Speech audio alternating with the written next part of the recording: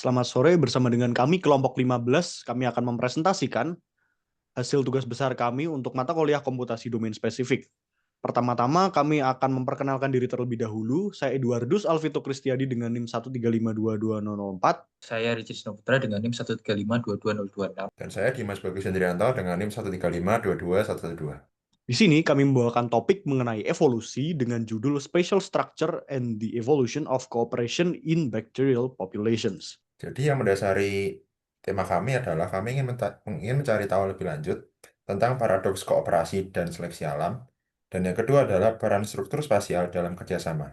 Jadi background teori yang kami bawa adalah game teori, yakni kerangka matematika yang digunakan untuk menganalisis situasi di mana hasil yang diperoleh seseorang atau entitas atau agent bergantung pada keputusan yang dibuat oleh orang lain atau agent yang lainnya. Jadi game-game tersebut bisa direpresentasikan sebagai payoff matrix, di mana payoff matrix ini adalah representasi tabular dari hasil payoff yang mungkin dari sebuah permainan. Nah, berdasarkan kombinasi strategi yang dipilih oleh setiap pemain. Nah, ada contoh di bawah ini payoff matrix dari yang dinamakan prisoner dilemma game, di mana dua orang tahanan saling diberikan pilihan untuk confess atau tidak confess.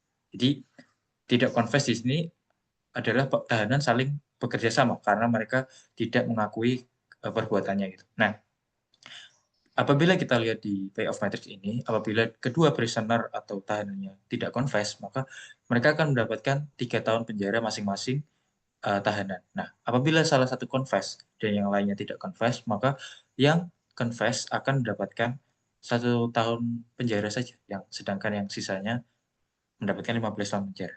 Nah, apabila saling confess satu sama lain, maka keduanya akan mendapatkan 10 tahun penjara. Nah, di sini akan terjadi sebuah dilema di mana setiap prisoner akan berusaha untuk melakukan confess gitu.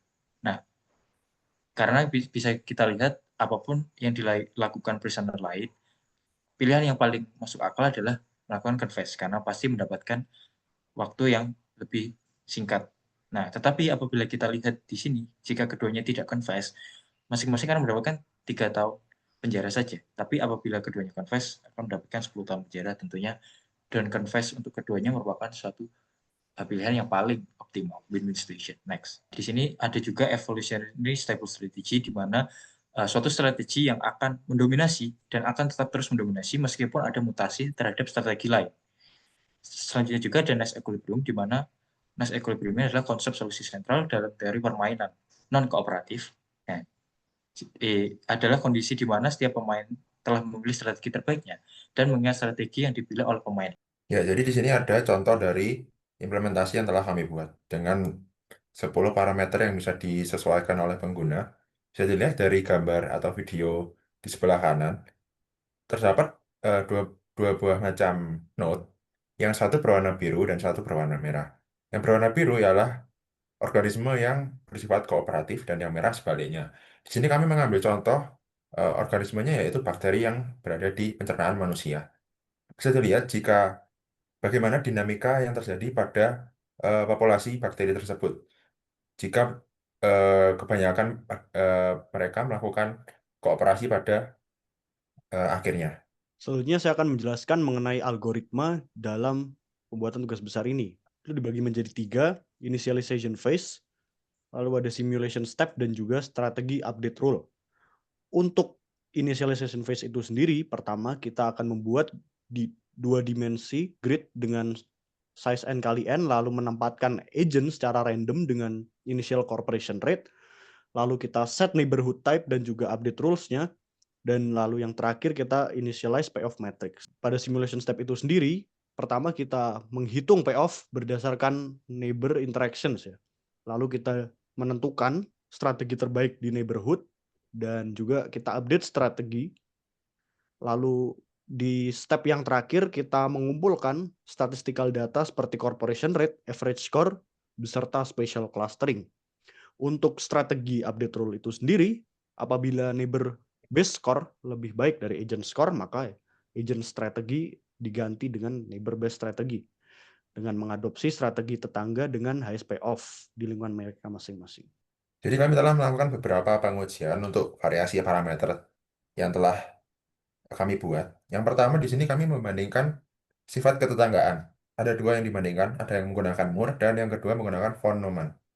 Di sebelah kiri bisa dilihat kalau jumlah dari cluster, yaitu kumpulan node berwarna biru, jika dibandingkan dengan yang di sebelah kanan, maka secara jumlah cluster di sebelah kiri lebih sedikit dibandingkan sebelah kanan. Tetapi ukurannya lebih besar di sebelah kiri jika dibandingkan dengan yang kanan. Kenapa? Karena jika menggunakan Moore, maka cluster akan terbentuk secara lebih susah dan juga akan terpecah secara lebih susah dibandingkan dengan menggunakan von Neumann yang akan lebih mudah terbentuknya dan juga lebih mudah terpecahnya. Yang kedua, kami membandingkan sinkronus dengan asinkronus. Yaitu jika sinkronus akan diupdate pengetahuan dari node-nya di setiap akhir timestamp, sedangkan asinkronus tidak semua node-nya akan diupdate.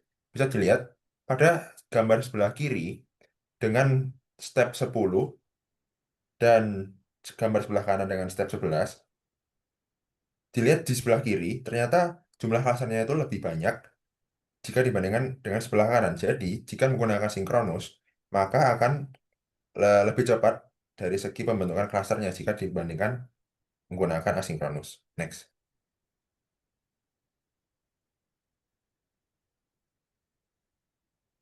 Nah, di sini saya akan menjelaskan mengenai sebuah simulasi kami apabila di run dengan classical Procedural dilemma sebagai benchmarknya. Jadi di sini dalam games di mana evolutionary stable strateginya adalah defection, nah kita melakukan perubahan by off matrix sehingga defector menjadi strong Nash dan kooperator menjadi tidak Nash. Nah di sini bisa dilihat kooperator akan menang sesuai dengan classical game teori yang tidak melihat spatial structure. Next. Nah di sini kita lihat kita merubah lagi by off matrix sehingga strong Nash menjadi defector menjadi strong Nash, kemudian kooperator menjadi weak Nash. Nah, di sini seharusnya di classical game theory menjadi pemenangnya adalah defection, tapi ternyata yang menang adalah kooperator. Berarti merupakan penemuan yang menarik. Next. Nah, selanjutnya kita membuat defector menjadi weak Nash dan kooperator menjadi tidak Nash. Nah, di sini bisa kita lihat sebenarnya saling koeksis kedua-duanya dan kooperator menjadi baik apabila dia berada di sekitar cluster. Berarti dia merip off cluster-cluster tersebut. Next. Nah, selanjutnya adalah ISS Team Games, di mana cooperation seharusnya dominan di classical prisoner's dilemma. Nah, di sini kita melihat bahwa apabila defector menjadi tidak Nash dan cooperator menjadi strong Nash, bisa kita lihat pemenangnya adalah cooperator. Sesuai. Next. Begitu pula jika defector weak Nash dan kooperator strong Nash juga sesuai. Pemenangnya adalah kooperator. Next. Nah, begitu pula jika defector menjadi tidak Nash dan kooperator menjadi weak Nash. Sesuai juga. Meskipun terdapat lebih banyak defector yang koeksis. Next. Nah, ini adalah games di mana tidak ada dominansi. Seharusnya salah satu mendominasi atau chaos gitu, random, tergantung inisial. Nah, tetapi di sini kita run terus, ternyata pemenangnya adalah kooperator. Menjadi temuan yang menarik. Next. Nah, begitu pula apabila defector tidak Nash dan kooperator tidak Nash, ternyata koeksis. Dan terjadi chaos. Seharusnya memang begitu, tetapi setelah kita run, jumlah kooperator selalu lebih banyak. Next. Nah, ini adalah board games di mana dominan seharusnya tergantung inisial. Tapi kita run terus-menerus, pemenangnya adalah kooperator. Untuk hasil dari tugas besar kami sendiri, yang pertama struktur spesial memberikan keuntungan spesial secara universal untuk kooperator apabila dibandingkan dengan permainan klasik yang tidak memperhatikan struktur spesial. Lalu yang kedua, struktur spesial ini secara fundamentally mengubah dinamika evolusi yang diprediksi oleh klasik game teori, menyediakan mekanisme yang kuat untuk munculnya dan pemeliharaan kerjasama di lingkungan strategis yang tampak bermusuhan. Sekian presentasi dari kelompok kami, mohon maaf apabila ada kesalahan. Terima kasih.